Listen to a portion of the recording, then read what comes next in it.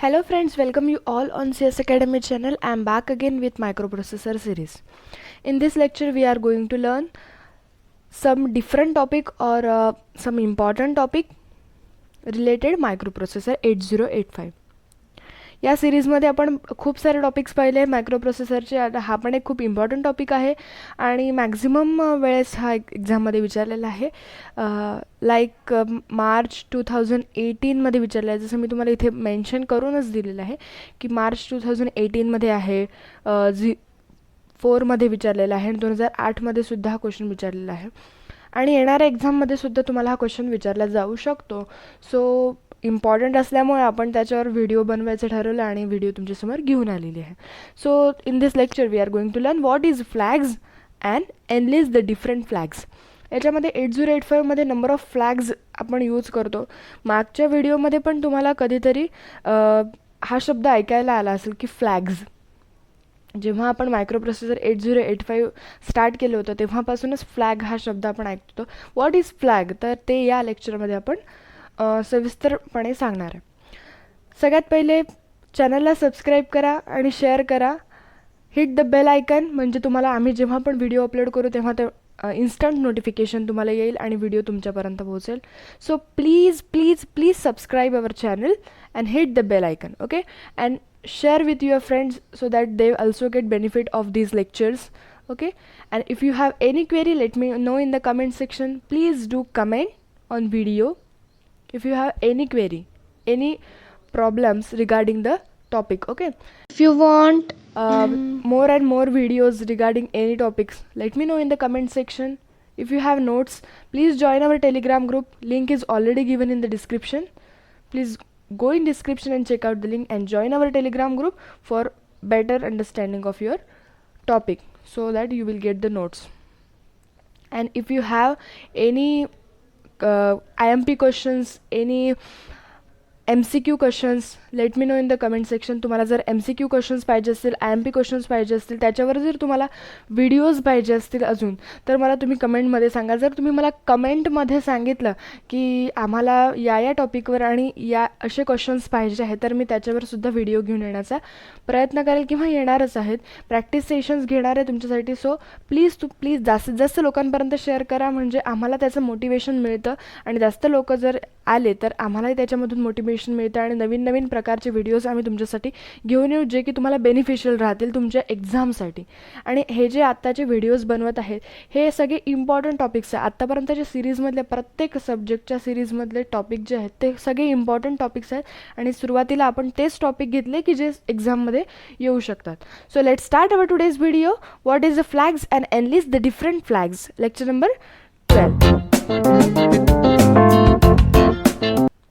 So, first point is, what is flags? What is flags? First of all, flag is a single bit status register. Flag is a single bit status register. जसं आपण मायक्रोप्रोसेसरचे maximum registers पाहिले, ॲक्युम्युलेटर बघितलेलं आहे, temporary registers पाहिलेलं आहे, तर ते एक रजिस्टर होतं. तर तसंच फ्लॅगसुद्धा काय आहे, मायक्रोप्रोसेसर 8085चं एक रजिस्टरच आहे आणि त्याच रजिस्टरला इथे काय म्हटलेलं आहे, flip flop. So flags are also called as a flip-flop.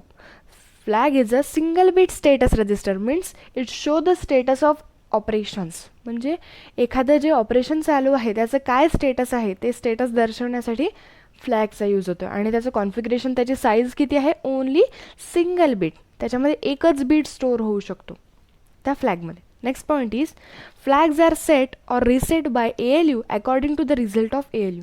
What is ALU? We already saw in the previous lecture. If you missed that video, go in description and check out the link of ALU. What is ALU and working and function of ALU? What is ALU? ALU is a arithmetic and logic unit which perform all the arithmetic and logical operations in microprocessor 8085. So flags are set or reset by ALU.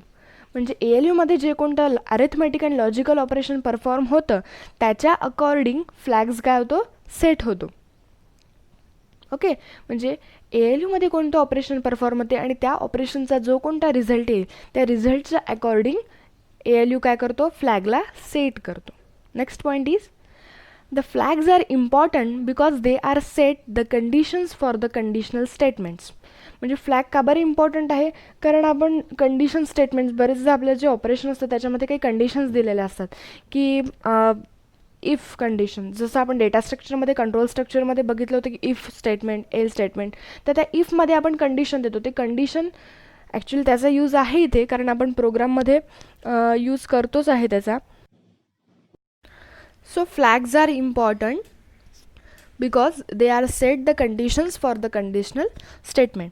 म्हणजे एखादी जर conditional statement आली तर ती condition आपल्याला execute करायची आहे की नाही करायची, म्हणजे ती कंडिशन सॅटिस्फाय होते की नाही होत ते बघण्यासाठी आपल्याला फ्लॅग बघावा लागतो. जर फ्लॅग सेट असला ट्रूवर तर ती कंडिशन ट्रू होईल, आणि जर फ्लॅग फॉल्स असला तर ती कंडिशन फॉल्स होईल. म्हणजे ती कंडिशन एक्झिक्यूट करायची आहे की नाही हे कशावर डिपेंड आहे, फ्लॅग्सवर डिपेंड आहे. Okay, next point is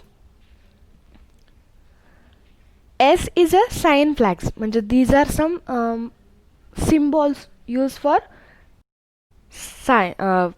flags. म्हणजे हे जे सिम्बॉल्स आहेत हे फ्लॅग्स रिप्रेझेंट करण्यासाठी आपण यूज करतो. Okay, S is equals to sign flag, Z is equals to zero flag, AC is equals to auxiliary carry flag, P is a parity flags, and CY is a carry flags. What they are we will see after some time. Okay, so these are some related points. So different types of flags. Now we are going to learn what are the different types of flags. First flag is sign flag. First flag is sign flag. What is sign flag? After the execution of arithmetic and logical operation, if the most significant bit is 1, then sign bit is said to be 1, otherwise it is 0. If MSB is 1, then number will be negative, otherwise positive. म्हणजे आता जेव्हा आपण एखादी arithmetic and logical operation perform करतो, कारण की तुम्हाला माहिती आहे ALU मध्ये काय होतं, ALU मध्ये एक तर अरिथमेटिक ऑपरेशन परफॉर्म होतं, नाही तर लॉजिकल ऑपरेशन परफॉर्म होतं. तर सपोज हा आता एक नंबर दिलेला आहे 0010, 0010. आता समजा एखाद्या नंबरची ॲडिशन केलेली आहे आणि त्या ॲडिशनचा रिझल्ट जो आहे हा आलेला आहे 0010 आलेला आहे. तर याची मोस्ट सिग्निफिकंट बीट आपल्याला बघायची. मोस्ट सिग्निफिकंट बीट म्हणजे काय, ही MSB. MSB means most significant bit. तर याच्यामध्ये MSB कोणती झाली, 0. MSB is 0.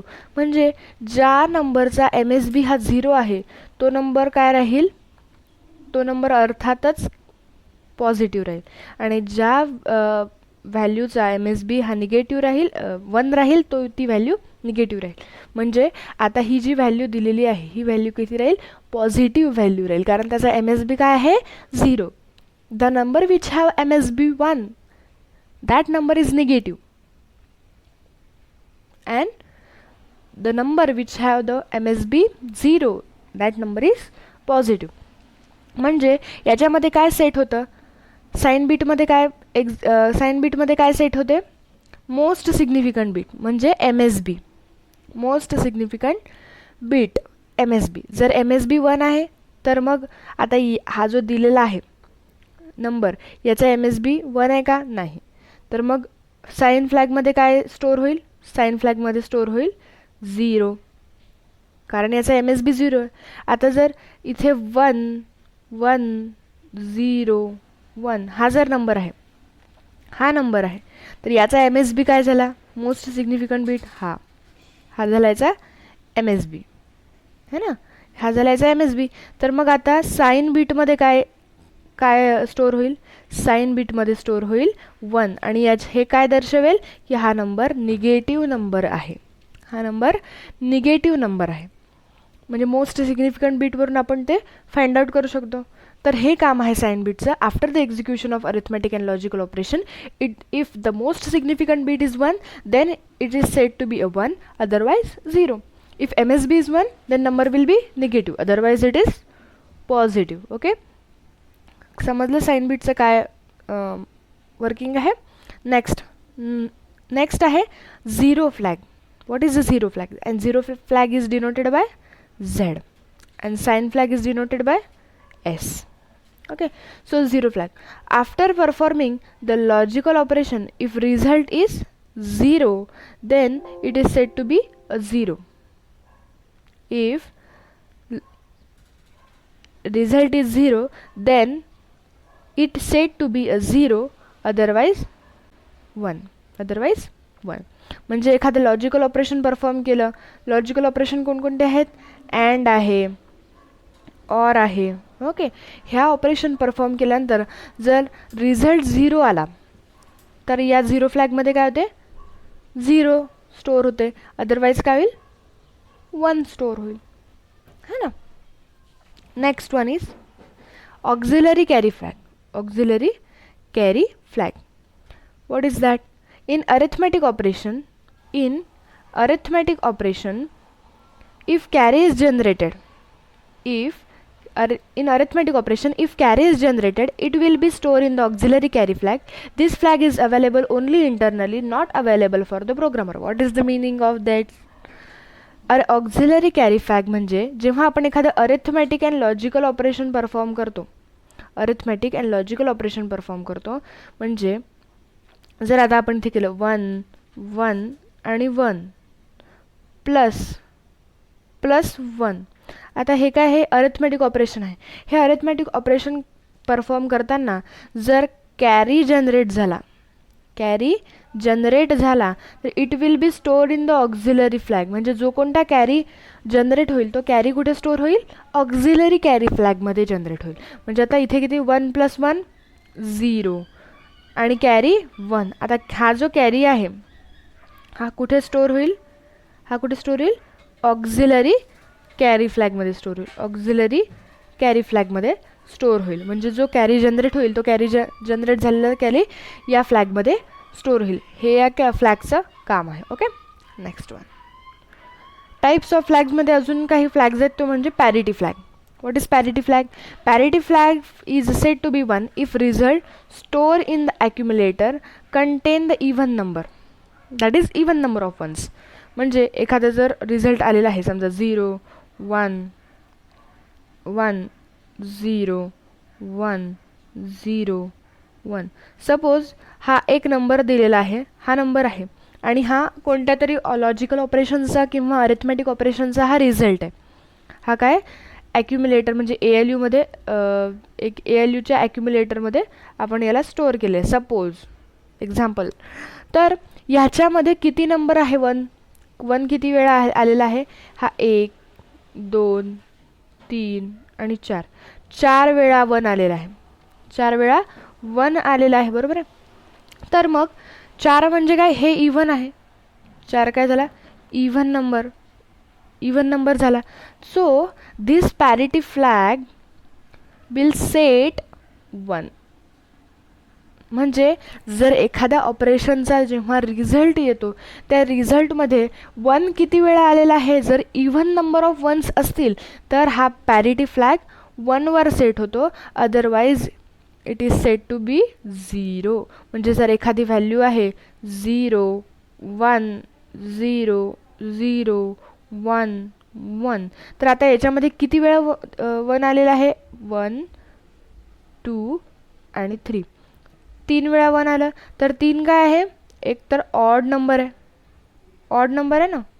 ऑड नंबर असल्यामुळे पॅरिटी फ्लॅगमध्ये काय जनरेट होईल? पॅरिटी फ्लॅगमध्ये 0 येईल. पॅरिटी फ्लॅगमध्ये 0 येईल, बरोबर. Understand? Parity flag is a set to be 1 if result stored in accumulator contain the even number of 1, that is even number of ones. If odd number ones, then it's said to be a 0. Okay, next flag is carry flag.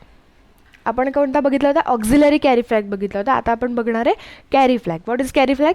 This flag is set if carry produced by most significant bit during the arithmetic operation. In subtraction, carry flag is served as borrow flag. म्हणजे जेव्हा आपण arithmetic operation perform करतो, addition subtraction, तेव्हा carry flag use होते. आणि most significant bit नंतर सुद्धा एखादी जर कॅरी जनरेट झाला तर तो कॅरी कुठे स्टोअर होतो?